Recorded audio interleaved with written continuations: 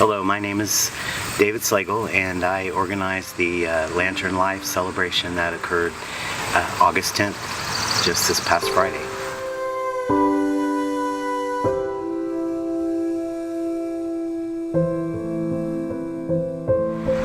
I had planned to do it with just family on the day of Geneva's death on August 10th. But many people would send replies on Facebook about how they knew Geneva and remember that day that happened very vividly, even though it's been 42 years ago.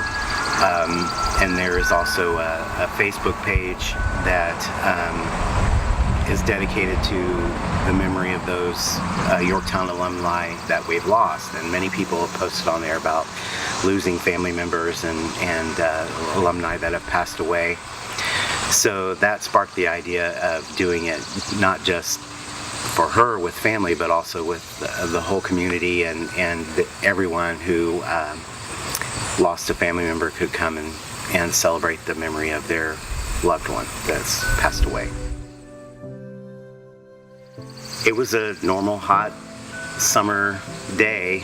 At that time we didn't go to school as early as they do now. Usually didn't start school till after Labor Day weekend. But she had gone to the high school that morning with a friend to get her locker and her schedule and get registered for her sophomore year of high school. And she and her friend walked because my mother didn't drive and she didn't have a car available to take her, so they walked. But as they were walking back is when she was struck by a car. She was walking right along what is now Tiger Drive. At that time it was Yorktown Gaston Pike, and the bridge, walkway, and the sidewalk that are all there now were not there at that time. She was walking along the side of the road with her friend on the east side of the road, right along the berm, and she had on a pair of sandals that buckled at the top. The buckle came undone, and she knelt down to buckle it back, and right at that same time, a 16-year-old boy from Anderson was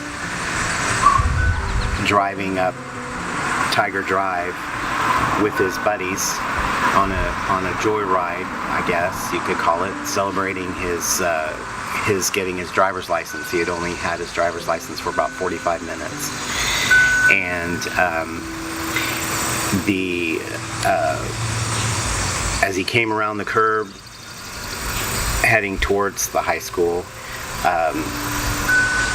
his car pulled into the berm, and some people say he was trying to scare her, but we don't know that for sure. But his car pulled into the berm and traveled several feet and struck Geneva as she was kneeling down to fix her shoe. And she propelled several feet through the air and landed in the middle school parking lot, where she died.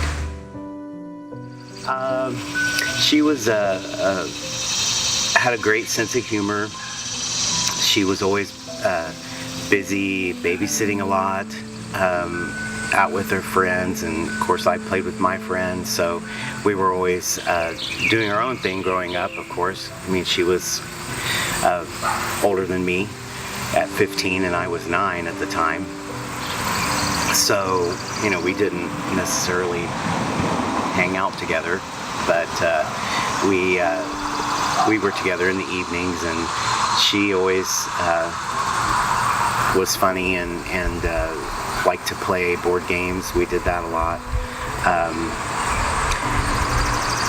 One thing she liked to do was she would take her hair. She always had long hair. She would take her hair and throw it over her face and put her glasses on over the top, and that always made us laugh.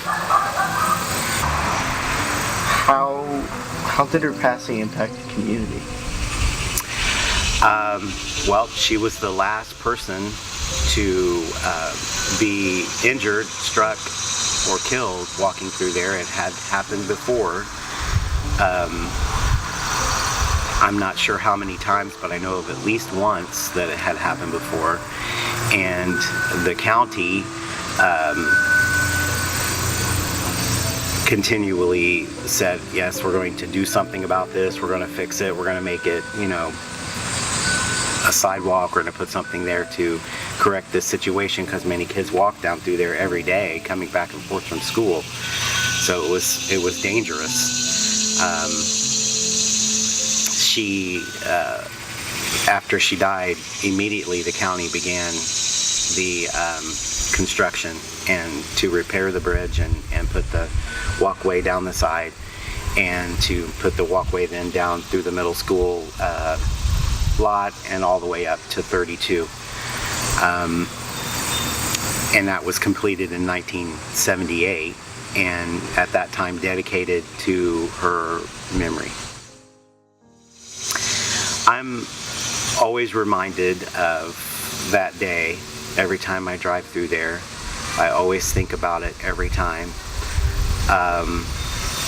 And when I see kids walking from back and forth from school, I see people jogging, I see people playing in the park, I have to think that they're safe, because Geneva was the last one to die there, and she's their guardian angel, watching over them, keeping them safe. So kind of turning back to the Lantern Life celebration, how meaningful was it to you, that event, how it went and everyone being there? It was awe-inspiring. Of course, planning an event like that was pretty nerve-wracking. But I wanted to keep it simple. I wanted people to celebrate their families' memories on their own, and then be able to interact with each other and, discuss the memories they have of their family with other people that were there.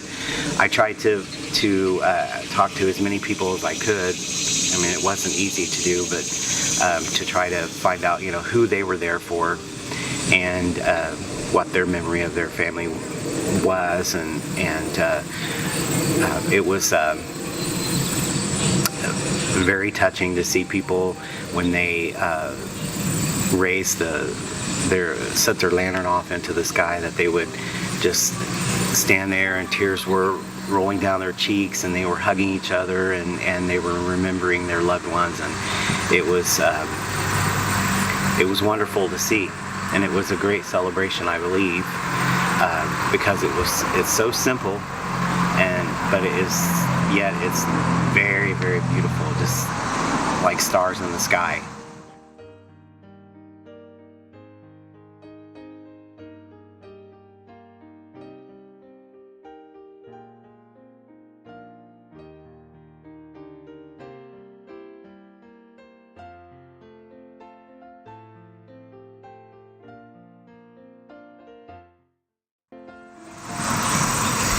What would you want to say to Geneva if she were sitting here with us today?